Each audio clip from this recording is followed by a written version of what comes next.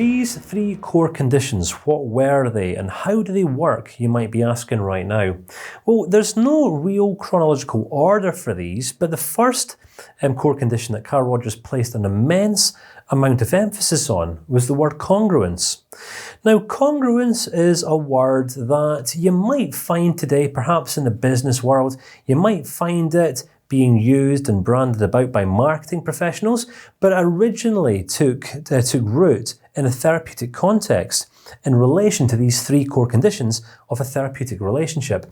And what Carl Rogers was referring to here was the counsellor's or the practitioner's willingness to be completely genuine. Now, this was quite an abstract idea when it was first introduced to the world, because if you think about it, for many years, psychologists, mental health professionals, psychotherapists, psychoanalysts, and so on and so forth, it was seen as quite a prestigious profession. So you'd have men with funny facial hair and suits and dicky bow ties that would sit there cross-legged whilst waiting for a client to lie down and revisit their past and open their hearts and discuss all their woes. But that wasn't the approach that Carl Rogers took. Oh no, he would match and mirror the physiology, the body language of the person that he was working with, just to simply build rapport. Now, not in a manipulative context, but in a really genuine and a sincere way. And this wasn't that he was trying to be genuine or trying to be sincere. He was being genuine, being sincere, and just being himself.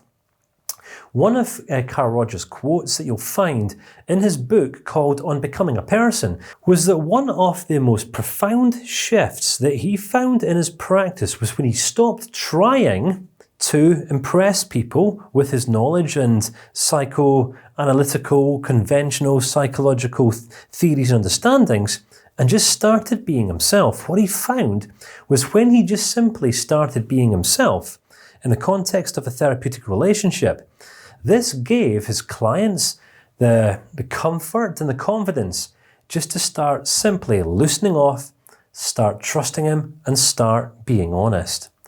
And if you think about it on a very practical level, how does it feel when we are around people who are full of pretense? Do you know what I mean? Perhaps in a working environment, or you might know some neighbours who are just constantly living out this facade. You know, they're putting on a show, they're trying to be someone that they're not, and you can see right through it. It's kind of sometimes we can see those plastic people. You know, when people are wearing masks? Well, sometimes conventional psychologists do exactly the same thing. Now, yes, counselling psychology has massively evolved over the last 20 to 30, 40 years, but it's still very much an evolving discipline. It's not the same today as what it was 20, 30, or 40 years ago. And this is mainly in part due to the contributions of this great man. So congruence, what he kind of gave permission for us modern day practitioners to do is, first and foremost, don't try to be a practitioner, don't try to be a counsellor, don't try to fix people, don't try to get it right. Just be yourself. First and foremost, treat the therapeutic relationship as a friendship. Even though we have established it's not a friendship, it is a therapeutic relationship, but treat it as a friendship. Don't conduct yourself in a manner that's any different from that which you would conduct yourself in any other person in your life whom you were genuinely interested in. All right, be the kind of person for other people that you would have them be for you. Now, obviously, in a therapeutic context, the relationship does have an agenda, and the agenda is always going to be on the other person. So granted, it's never going to be a friendship, and the effort and the input that you impart onto another person, i.e. one of your clients, is never going to be reciprocated, all right? That would be completely inappropriate. So apologies if I'm teaching you to suck eggs here, but I just need to spell out the obvious, all right? So, congruence, genuineness, and this is one of the first main core conditions of a therapeutic relationship, if it is in fact to be a healthy one. Bearing in mind, we need to be experiencing congruence from another person if we are to trust them with all of the stuff that we have, that we cannot see, our blind spots, and our unknown. We're not ever going to consider responding to the questions of another person unless we feel that they are genuinely interested in us. And what's true for us is also going to be true for our clients. So you might notice at this stage, I'm just kind of having a dialogue with you in a very relational manner, because if we can come into alignment, come into agreement that these are going to be good practices to build into our lives, then you're going to start practicing these core conditions in the context of your day-to-day relationships, which means over time, as you eventually become ready to start practicing counselling on other people, perhaps this might be through volunteering, or perhaps you might start charging for paid sessions. You're going to be ready because you've already put the principles into practice. So the second of the three core conditions is being accurately empathic. All right, being accurately empathic. How is it that we come to understand a person? And what are the principles that we need to be buying into if in fact we are going to lead ourselves into that place first and foremost? Well, we've got to be coming from a place of genuine concern. All right? Bear in mind, just because a person packages themselves up as a counselling psychologist or a psychologist or whatever, doesn't mean that they care. There's plenty of people out there in the world who are just doing it for the money. And the best thing about being in this industry is that you get to decide what your motives are. You're either going to, at any one given moment in time, be doing it for the money, or you're going to be doing it for the love of people. And if you're doing it for the love of people, you're not going to have a problem being genuinely and accurately empathic. Why? Because you're going to be seeking to understand what it is that this person doesn't understand yet for themselves. So you're going to be asking relevant, appropriate questions. So that's the second of the three core conditions, being accurately empathic. And by now I'm hoping you understand what this means. It's about being understanding, seeking first to understand. It's an attitude, all right? It's a condition that you bring into the relationship. If you think about it, when most people are communicating with each other, most people's number one priority is being understood. But what I'm saying is here, as practitioners now, our number one priority is to understand. And we do this by opening our ears, sometimes saying less, and by asking appropriate questions, sometimes by reflecting back, by paraphrasing, by feeding back what we are hearing, just to make sure that we are not picking up the wrong end of the stick or misjudging. All right? But again, even if we do get things wrong sometimes, as long as we are offering and feeding back what it is that we are hearing, then it gives our clients or those people that we're working with opportunity to correct us if or when necessary, which again is a fantastic way of building and developing the trust. So the third of the three core conditions is unconditional regard, unconditional acceptance, UPR, unconditional positive regard. And this is possibly one of the terms that really took Carl Rogers into the textbooks as being one of the most influential thinkers in the realms of counselling psychology, especially in terms of the person-centered approach.